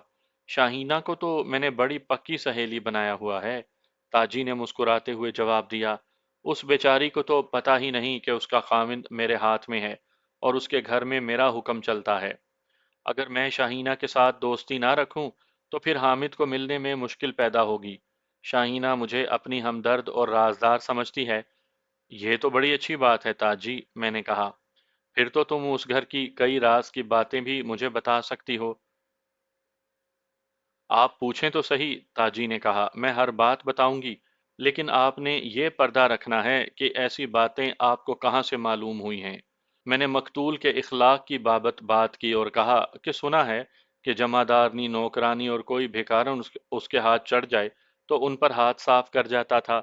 ताजी ने इस बात की तस्दीक की और उसने ये अल्फाज कहे कि ये शख्स उम्र के लिहाज से तो बूढ़ा हो गया था, लेकिन करतूतों के लिहाज से ये जवान होता जा रहा था। ऐसा ससुर अपनी बहू के हक में भी नेक नियत नहीं होता, मैंने कहा। मुझे शक है कि ये शाहीना पर भी बुरी नियत रखता होगा। लेकिन शाहीना उसके हाथ नहीं आई, ताजी ने कहा। शाहीना मेरे साथ जिक्र करती रहती थी। वो तो बेचारी बहुत ही परेशान थी। उसने एक बार मुझे बताया कि ससुर ने उसे कहा है कि तुम बीवी तो मेरे बेटे की हो, लेकिन मेरे साथ भी ताल्लुक पैदा कर लो। जो मांगोगी और जितना पैसा मांगोगी फौरन हाजिर करूंगा। शाहीना को अपनी हवसकारी में फांसने के लिए उस बुढ़े मकतूल ने बहुत जतन किए थे। शाहीना ने उसे कहा था कि वो हामिद को बता देगी। सुसर मरदूद ने कहा कि बता दो, और मैं इसके जवाब में तुम पर ऐसा इल्ज़ाम थोपूंगा कि हामिद ने तुमको कत्ल ना किया तो तलाक तो ज़रूर देगा और घर से भी निकाल देगा। क्या उस बुढ़े ने शाहीना पर कभी दस्त दराजी भी की थी? मैंने पूछा। शाहीना ने कभी ऐसी बात मुझे बताई तो नहीं, ताजी ने कहा, लेकिन शाहीना पर वो जिस तरह जाल फेंकता रहता था, वो दस्त दराजी से ज्यादा नाकाबिले बर्दाश्त था। शाहीना ने मुझे बताया था कि उसने हामिद को उसके बाप की उन हरकतों के मुतल्लिक कहा तो हर बार हामिद ने शाहीना को दो तीन थप्पड़ जड़ दिए और कहा कि तुम मेरे इतने शरीफ बाप को बदनाम करती हो। शाहीना तो अक्सर रो पड़ती थी और कहती थी कि मैं अपने माँ बाप की इज्जत की खातिर ये सूरत हाल कबूल कर रही हूँ। इस वारदात से 2 रोज पहले उसने मुझे कहा था कि वो अब मजीद बर्दाश्त नहीं कर सकती। एक ही रास्ता रह गया है कि वो खुदकुशी कर ले। एक बात सोच कर बताओ ताजी, मैंने कहा। क्या ये हो सकता है कि हामिद तो घर से गैर हाजिर था? हामिद के बाप ने रात को शाहीना की इज्जत पर हमला किया हो और शाहीना ने उसको कत्ल कर दिया हो। क्या शाहीना में इतनी जुर्रत है? लड़की अकल वाली है और गैरत वाली भी, ताजी ने जवाब दिया। वो इतनी मजलूम थी कि कोई बड़ी ही खतरनाक कार्रवाई भी कर सकती थी। खुदकुशी का तो उसका पक्का इरादा था। ताजी ने जब इस किस्म की बातें की तो मेरे दिमाग में रोशनी होने लगी। मैंने मजीद कुरेदना शुरू किया तो नई से नई बात सामने आती गई। मैंने ताजी को यह भी कहा कि ऐसी बात तो नहीं कि तुम शाहीना को रास्ते से हटाने के लिए उसे इस वारदात में फांसना चाहती हो। ना जी, ताजी ने कहा, शाहीना मेरे रास्ते की रुकावट कभी भी नहीं बनी। उस बेचारी को तो शक भी नहीं था कि मेरे ताल्लुकात उसके खाविंद के साथ हैं। खाविंद के हाथों वो इतनी मजबूर थी कि दिल की हर बात वो मेरे साथ करती थी।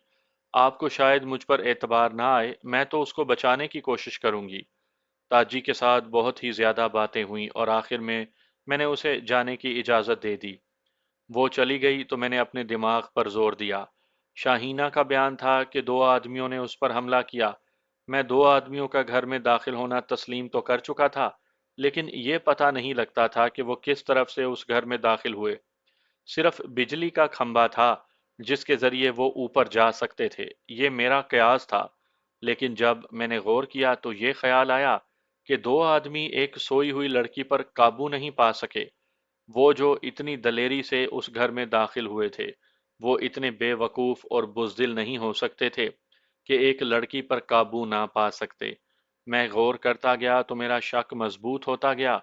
मेरे शक को ताजी की बातों ने पक्का कर दिया। शाहीना जब मेरे सामने आई तो मुझे यूं लगा जैसे इस लड़की को मैंने बहुत मुद्दतों के बाद देखा हो। حالانکہ اسے صرف ایک دن اور ایک رات یا اس سے کچھ زیادہ وقت پہلے دیکھا تھا۔ اس وقت شاہینہ کے چہرے پر گھبراہٹ اور پریشانی تو ضرور تھی، لیکن چہرے پر جوانی کی تازگی بھی موجود تھی۔ اس کی باتوں میں بھی جان تھی، لیکن اب اس شاہینہ کو دیکھا تو وہ بالکل ہی مرجھا گئی تھی۔ چہرے پر جوانی کا ذرا سا بھی نور نہیں تھا۔ اس کے کندھے آگے جھکائے تھے اور سر بھی کچھ آگے جھکا ہوا تھا۔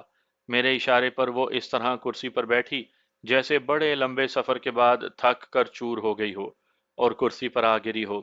اس کی آنکھیں بھی بے نور ہو گئی تھیں۔ شاہینہ، میں نے شفقت کے لہجے میں کہا، کیا ہو گیا ہے تمہیں؟ اتنا زیادہ پریشان ہونے کی تو کوئی ضرورت نہیں تھی۔ اس نے میری طرف دیکھا، اس کی آنکھوں سے پتہ لگتا تھا کہ وہ سوئی بھی نہیں اور بہت ہی بری حالت میں ہے۔ اس کے آنسو بہنے لگے۔ دیکھو شاہینہ، میں نے ذرا آگے ہو کر کہا، تمہارے والد صاحب میرے پاس آئے تھے، وہ تمہاری بابت بہت پریشان تھے۔ وہ کہتے تھے کہ تم پر کوئی حرف یا تہمت نہ آئے۔ وہ معزز آدمی ہیں۔ میں نے ان کے ساتھ وعدہ کیا ہے کہ آپ کی بیٹی پر پردہ ڈالنا اور اس کی نیک نامی کی حفاظت کرنا میرا فرض ہے، اور میں یہ فرض ادا کر دوں گا۔ آپ کو معلوم نہیں، شاہینہ مری مری سی آواز میں بولی، میرے خاوند بدبخت نے اور اس خاوند کے چچا نے میرے ابا جان کی بے عزتی کر کے گھر سے نکال دیا ہے۔ میں اب زندہ نہیں رہنا چاہتی۔ اگر آپ مجھے یہاں نہ بلاتے تو آج رات میں ریلوے لائن پر جا کر ریل گاڑی کے نیچے آ جاتی۔ اگر آپ مجھے خودکشی کی مہلت دے دیں تو میں آپ کو دعائیں دیتی ہوئی جان دے دوں گی۔ خودکشی کیوں؟ میں نے کہا، کیوں ہاتھ پیر چھوڑ بیٹھی ہو؟ میرے ساتھ صاف صاف بات کرو۔ میں نے تمہیں پہلے کہا ہے کہ مجھے اپنے دل میں بڑے بھائی کا درجہ دو۔ اب بتاؤ کیوں تم اپنی جان لینا چاہتی ہو؟ اس لیے کہ میں نے اب تو مرنا ہی ہے، اس نے کہا۔ اگر میں خودکشی نہیں کروں گی تو آپ مجھے پھانسی کی سزا دلوا دیں گے، لیکن میں جلدی مرنا چاہتی ہوں۔ میں تمہیں سزا کیوں دلواؤں گا؟ میں نے پوچھا۔ اس لیے کہ اس مردود سسر کو میں نے قتل کیا ہے، شاہینہ نے کہا اور یک لخت بیدار ہو گئی۔ میز پر زور سے ہاتھ مار کر بولی، مجھے گرفتار کر لیں، اس بدبخت اور بدنیت آدمی کو میں نے قتل کیا ہے۔ مجھ میں اتنی طاقت اور ہمت نہیں کہ اپنے اس جرم کو اپنے سینے میں دبا کر رکھتی۔ مجھے یہ شک تو پہلے ہی تھا، لیکن یہ شک اتنا مضبوط نہیں تھا۔ میں نے یہ سوچا تھا کہ ایسا ہو سکتا ہے، مگر اب شاہینہ نے جب خود ہی بتایا کہ اپنے سسر کی قاتل وہ خود ہے، تو مجھے بجلی کے کرنٹ کی طرح دھچکا لگا، اور میں کچھ دیر شاہینہ کے منہ کو دیکھتا رہا۔ ہو سکتا ہے یہ کہانی سننے والے کچھ حضرات یہ کہیں کہ اس لڑکی نے اچانک اعتراف جرم کیوں کر لیا، جبکہ اس کے خلاف کوئی شہادت نہیں تھی، نہ اس کو شامل تفتیش کیا گیا تھا۔ اس کا جواب میں یہ دیتا ہوں کہ اس وقت شاہینہ کی ذہنی حالت نارمل نہیں تھی، بلکہ وہ بری طرح ایب نارمل تھی۔ ایسی ذہنی کیفیت سے اس کا اپنے ضمیر سے بوجھ اتار کر پھینک دینا میرے لیے حیرانی کی بات نہیں تھی۔ پھر بھی میرے اوپر سکتے والی حالت طاری ہو گئی۔ معلوم نہیں لوگ مجھ پر یقین کریں گے یا نہیں، بہرحال میں ایک حقیقت پیش کر رہا ہوں۔ وہ یہ تھی کہ مجھے ایسے لگا جیسے میرا دماغ اور میرا دل کسی غیبی طاقت کے قبضے میں آ گیا ہو، اور میں نے یہ محسوس کیا کہ اب میں خود کچھ بھی کہہ یا کر نہیں سکتا۔ میری زبان سے بے اختیار یہ الفاظ نکلے، شاہینہ، نہ تم خودکشی کرو گی، نہ تم پھانسی چڑھو گی۔ اللہ کو یاد کرو اور اسی کی ذات تم کو اپنی پناہ میں لے گی۔ مجھے یہ احساس تھا کہ یہ الفاظ میری زبان سے نکلے ہیں، لیکن مجھے کچھ احساس نہیں تھا کہ یہ الفاظ کس نے میری زبان پر رکھے تھے۔ شاید یہ میرے ضمیر کی آواز تھی یا یہ میرے ایمان کی آواز تھی۔ اب مجھے شاہینہ کے بیان کی ضرورت نہیں تھی۔ میں خود اس کا بیان لکھ سکتا تھا، اور اگر میں لکھتا اور اس کو بتاتا کہ یہ پڑھ کر بتاؤ کہ یہ تمہارا بیان ہے کہ نہیں، تو وہ حیران ہو کر کہتی کہ یہ میرا بیان ہے۔ لیکن میں نے ایسا نہیں کیا، اور اسے کہا کہ وہ پورا بیان دے، اور پھر میں اسے بتاؤں گا کہ میں اس کے لیے کیا کر سکتا ہوں۔ میں نے اسے صاف الفاظ میں کہہ دیا کہ میں اسے گرفتار نہیں کروں گا، اور اس کے باپ کے ساتھ میں نے جو وعدہ کیا تھا وہ انشاءاللہ پورا کروں گا۔ یہ سن کر اس کے چہرے پر کچھ سکون نظر آنے لگا۔ اس نے پہلے تو یہ بتایا کہ اس کی شادی اس خاندان میں کس دھوکے میں ہوئی تھی۔ یہ میں آپ کو پہلے بھی اپنی زبانی سنا چکا ہوں۔ شاہینہ نے بتایا کہ وہ جب اس گھر میں آئی تو ساس نہیں تھی۔ وہ تو پہلے کی مر چکی تھی، لیکن سسر نے ساس کی جگہ پر کر دی، اور ویسا ہی برا اور گھٹیا سلوک شاہینہ کے ساتھ شروع کر دیا، جیسا گھٹیا قسم کی ساسیں کیا کرتی ہیں۔ خاوند اس کے ساتھ حکم اور ڈانٹ ڈپٹ کے لہجے میں بات کرتا تھا۔ اس کے زیورات پر خاوند نے قبضہ کر لیا اور اس کے پاس سلامیوں کے جو پیسے تھے وہ بھی لے لیے۔ ان کے مکان کے پچھواڑے حامد کا چچا رہتا تھا، اس کی بیوی بھی تھی اور بچے بھی۔ یہ عورت دوسرے تیسرے دن شاہینہ کے گھر آ جاتی اور ہر کام میں ٹوکتی۔ پھر شاہینہ کے سسر اور اس کے خاوند کے کان بھرتی۔ شاہینہ کو جلد ہی پتہ لگ گیا کہ اس کا خاوند بہت برے کردار والا آدمی ہے، جوا کھیلتا ہے، شراب اور چرس پیتا ہے اور باہر بدکاری بھی کرتا ہے۔ ان اذیتوں کی داستان بڑی لمبی ہے، جس سے ہم سب واقف ہیں۔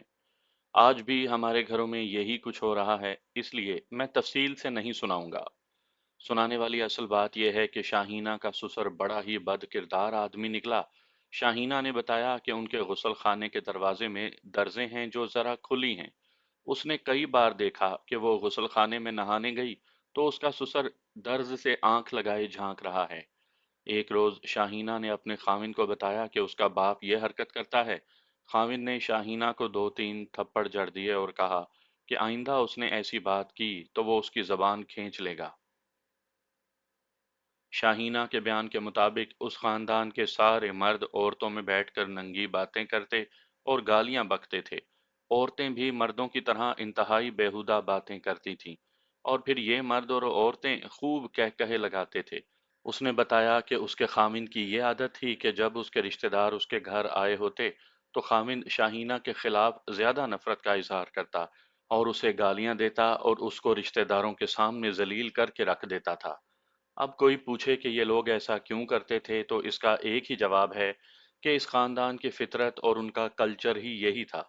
ان کے مرد آپس میں مل بیٹھتے تو بڑے فخر سے اپنے اپنے دھوکہ دہی کے کارنامے سناتے تھے، مثلا یہ کہ فلاں کی پیشگی رقم بہانہ تراش کر ہضم کر لی ہے، یا مال کا نمونہ اچھا دکھا کر گھٹیا مال سپلائی کر دیا ہے۔ شاہینہ نے یہ ساری اذیت برداشت کی اور اپنے والدین کو کچھ بھی نہ بتایا۔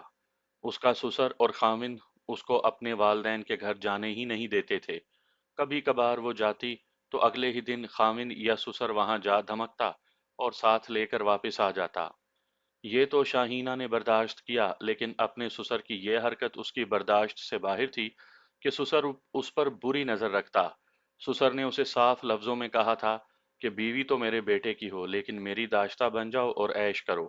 شاہینہ نے اسے یہ الفاظ کہے کہ میں اپنی جان دے دوں گی، اپنی آبرو نہیں دوں گی۔ سسر اس کو قیمتی کپڑوں اور پیسوں کا لالچ دیتا رہتا تھا اور اس کے ساتھ چھیڑ خانی بھی کرتا تھا۔ یہاں میں تھوڑی سی اپنے رائے دوں گا۔ میں بھی اسی معاشرے کا فرد ہوں اور میں نے بہت کچھ دیکھا ہے اور دیکھ رہا ہوں۔ بعض سسر اپنی بہوؤں کے ساتھ پیار کرتے ہیں لیکن ان کا انداز ایسا ہوتا ہے جیسے یہ بہو نہیں بلکہ اپنی بیٹی ہو۔ میں نے ایسے سسر بھی دیکھے ہیں جو بہو کے پیار میں ذرا زیادہ جذباتی ہو جاتے ہیں، جس سے بہو کو شک ہو سکتا ہے، لیکن پیار کی پاکیزگی خود ہی سارے شک رفع کر دیتی ہے۔ تقریباً ایک سال گزرا، میں نے اخبار میں ایک خبر پڑھی تھی کہ ایک نوجوان بہو کا سسر حرکت قلب بند ہو جانے سے فوت ہو گیا۔ اس کی میت ابھی گھر میں پڑی تھی کہ بہو کی حرکت قلب بھی بند ہو گئی۔ یہ صدمے کا اثر تھا۔ صدمہ یہ کہ اس بہو کا سسر اسے بہت پیار کرتا تھا۔ یہ معزز اور قابل قدر سسر ہیں جن کے پیار کی پاکیزگی اپنے آپ ہی ظاہر ہو جاتی ہے، لیکن شاہینہ کا سسر اسے صاف لفظوں میں اپنی ہوس کے جال میں لانا چاہتا تھا۔ شاہینہ نے بتایا کہ چند مرتبہ ایسا ہوا کہ سسر اسے کسی بہانے کمرے میں لے گیا اور اسے اپنے بازوؤں میں لے کر بیہودہ حرکتیں کرنے لگا، جو پیار میں نہیں بلکہ حیوانیت کے جذبے کے تحت کی جاتی ہیں۔ شاہینہ نے خاوند کا رویہ جانتے ہوئے بھی ایک دو مرتبہ اپنے خاوند کو پھر بتایا کہ اس کا باپ اس کے ساتھ ناجائز تعلقات قائم کرنا چاہتا ہے۔ خاوند نے اسے گالیاں بھی دیں اور کبھی ایک دو تھپڑ بھی لگا دیے۔ اگر شاہینہ بھی کسی ایسے ویسے خاندان کی بیٹی ہوتی تو وہ بھی انہی لوگوں کے رنگ میں رنگی جاتی اور خاوند کے ساتھ سسر کی بیوی بھی بنی رہتی اور عیش موج کرتی، لیکن شاہینہ تصور میں بھی اس صورت کو قبول نہ کر سکی۔ آخر یہ رات آئی۔ شاہینہ کا خاوند شہر سے باہر چلا گیا تھا۔ آدھی رات کا وقت تھا کہ سسر نے اسے بستر پر دبوچ لیا۔ شاہینہ کی آنکھ کھلی تو اس نے سسر کو اپنے بستر پر دیکھا۔ شاہینہ آخر جوان لڑکی تھی، اس نے اپنے آپ کو آزاد کروانے کے لیے پوری طاقت استعمال کر ڈالی۔ اس دھینگا مشتی میں شاہینہ کی قمیض دو تین جگہوں سے پھٹی اور ایک جگہ سے شلوار بھی پھٹ گئی۔ اس نے بتایا کہ یہ بوڑھا بالکل درندہ بن گیا تھا۔ وہ شاہینہ کے بازو پکڑنے کی کوشش کرتا تھا جس سے اس کی چوڑیاں ٹوٹ گئیں۔ آخر شاہینہ نے اس کو چارپائی پر ہی ایک طرف گرا دیا اور خود اس پر چڑھ بیٹھی۔ اس نے سوچا کہ یہ معرکہ کب تک چلے گا اور اس کا انجام کیا ہوگا۔ اس کے دماغ کو خون چڑھ گیا اور ایک ترکیب دماغ میں آئی۔ اس نے سسر سے کہا، چلو آج آپ کا دل خوش کر دیتی ہوں، لیکن آئندہ ایسا نہیں ہوگا۔ سسر خوش ہو گیا۔ شاہینہ نے بڑے پیار سے کہا کہ آپ لیٹیں، میں پیشاب کر کے آتی ہوں۔ جنسیت کا مارا ہوا بڈھا دھوکے میں آ گیا۔ شاہینہ بیت الخلاء میں جانے کے بجائے باورچی خانے میں چلی گئی اور چھوٹے سائز کی چھری اٹھا لائی۔ اس نے واپس آ کر سسر کو دیکھا جو لیٹا ہوا تھا۔ شاہینہ کو دیکھ کر وہ اٹھ بیٹھا۔ شاہینہ نے اس کو گریبان سے پکڑا اور بڑی زور سے جھٹکا دے کر چارپائی سے اٹھایا۔ اب وہ فرش پر کھڑا تھا۔ شاہینہ نے اسے 6 مرتبہ چھری ماری۔ 4 زخم سینے پر اور 2 زخم معدے پر لگے۔ سسر گر پڑا۔ شاہینہ ذرا بھی نہ گھبرائی۔ وہ پاک خیالات کی لڑکی تھی، اللہ اس کے ساتھ تھا۔ شاہینہ نے بڑے اطمینان سے سسر کی نبض دیکھی۔ چند منٹ نبض چلتی رہی اور پھر رک گئی۔ شاہینہ کے دماغ میں ایک اور سوچ آئی۔ وہ ایک پہلو کے بل سسر پر لیٹی اور اٹھ کر کھڑی ہو گئی۔ اس کا دماغ اس کے کنٹرول میں رہا، اس لیے اس نے یہ کیا کہ دوڑتی ہوئی باورچی خانے میں گئی اور چھری کو اچھی طرح دھو ڈالا۔ باہر آ کر وہ صحن میں رکی اور بڑی زور سے چیخیں مار کر لوگوں کو مدد کے لیے پکارنے لگی، اور پھر چھت پر چلی گئی اور پچھواڑے والوں کو پکارنے لگی۔ لوگ اکٹھے ہو گئے تو اس نے سب کو بتایا کہ 2 آدمیوں نے اس پر حملہ کیا تھا۔ سسر اس کو چھڑانے آیا تو ان آدمیوں کے ہاتھوں مارا گیا۔ شاہینہ نے ڈیوڑی کا باہر والا دروازہ کھول دیا تھا تاکہ کوئی یہ نہ کہے کہ وہ آئے تو دروازہ اندر سے بند تھا۔ یہ سنانے سے پہلے کہ میں نے شاہینہ کے ساتھ اقبالی بیان کے بعد کیا سلوک کیا، آپ کی دلچسپی کے لیے وہ خبر سناتا ہوں جو پڑھ کر مجھے یہ واردات یاد آ گئی تھی۔ میں نے ستمبر 1995 کے آخر میں امریکہ کے ہفتہ وار رسالے ٹائم میں یہ خبر پڑھی کہ فلپائن کی ایک مسلمان لڑکی سارہ ابوظہبی ملازمت کے لیے چلی گئی۔ لڑکی کی عمر 15 اور 16 سال کے درمیان تھی۔ وہ سن 1994 کے مئی کے مہینے میں وہاں پہنچی اور اسے ایک متمول آدمی محمد بلوشی کے گھر میں ملازمت مل گئی۔ اتنی کم عمر لڑکی یا لڑکے کو ویزا نہیں ملا کرتا، لیکن سارہ نے اپنی عمر 28 سال لکھوائی تھی۔ سارہ جس شخص کے گھر ملازم رکھی گئی، اس شخص کی عمر 85 برس تھی۔ اس نے 1-2 ہفتوں کے بعد ہی کم سن سارہ پر ڈورے ڈالنے شروع کر دیے اور سارہ اس سے بچتی رہی۔ آخر ایک روز اس شخص محمد بلوشی نے سارہ کو کسی کام سے اپنے بیڈ روم میں بلایا اور اسے پکڑ کر اپنے بیڈ پر گرا لیا اور خنجر نکال کر اس کی نوک سارہ کی شہ رگ پر رکھ دی۔ سارہ کی کہانی اس وجہ سے دردناک بنتی ہے کہ اس کا باپ مر چکا ہے اور باقی بہن بھائی اس سے چھوٹے ہیں اور گھر میں غربت ہے۔ سارہ اپنی چھوٹے بہن بھائیوں کو غربت کے چنگل سے آزاد کروانے کے لیے ابوظہبی آ گئی تھی۔ جب اس کے آقا نے اس کی شہ رگ پر خنجر کی نوک رکھی تو وہ ڈر گئی۔ وہ اپنے یتیم بہن بھائیوں کے واسطے زندہ رہنا چاہتی تھی۔ اس کے آقا نے زبردستی اس کی آبرو ریزی کی۔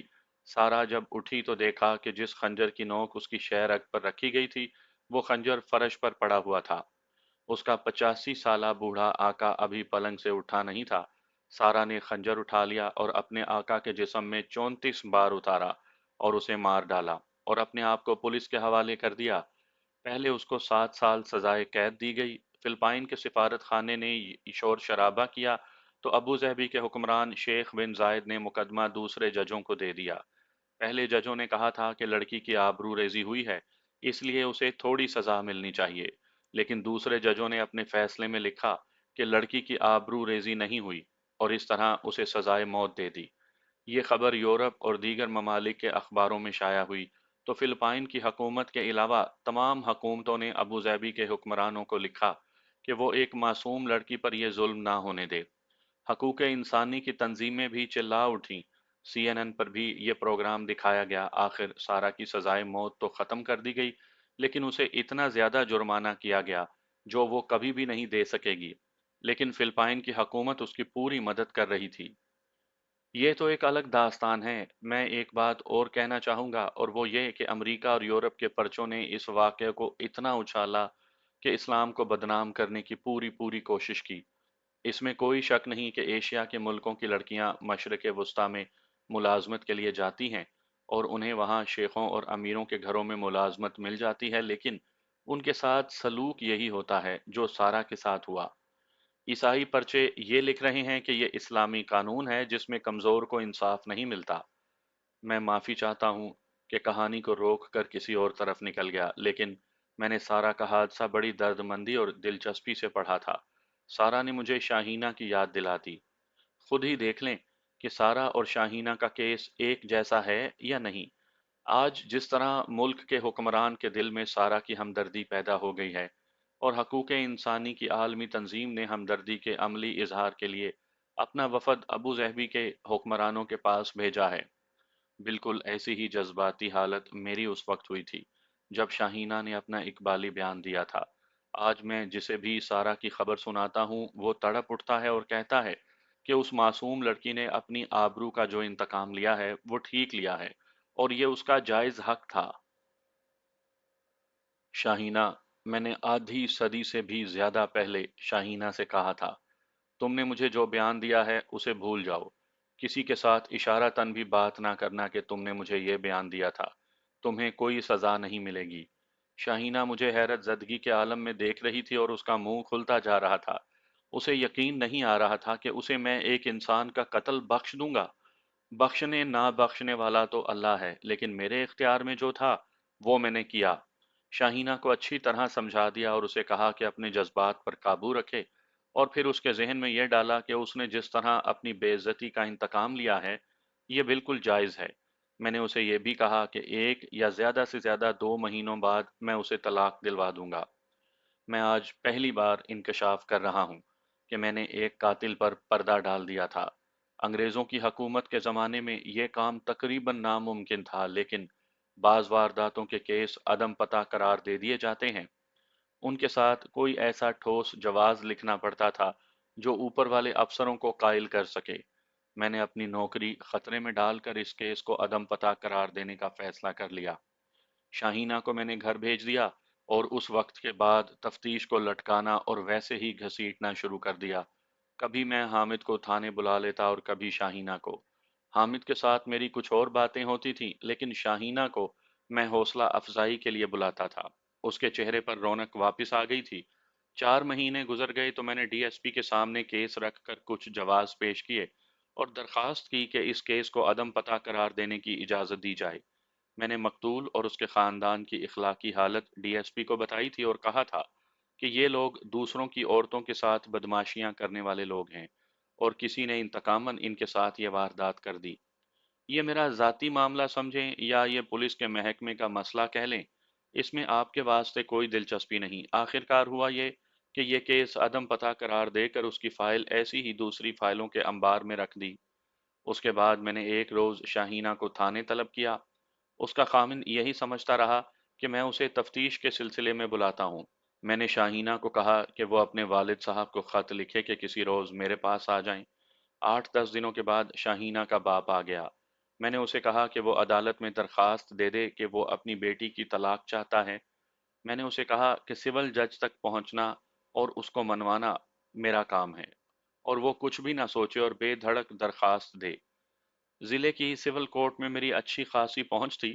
قصہ مختصر یہ کہ 4-5 مہینوں کے بعد شاہینہ کو طلاق مل گئی اور وہ اپنے گھر چلی گئی۔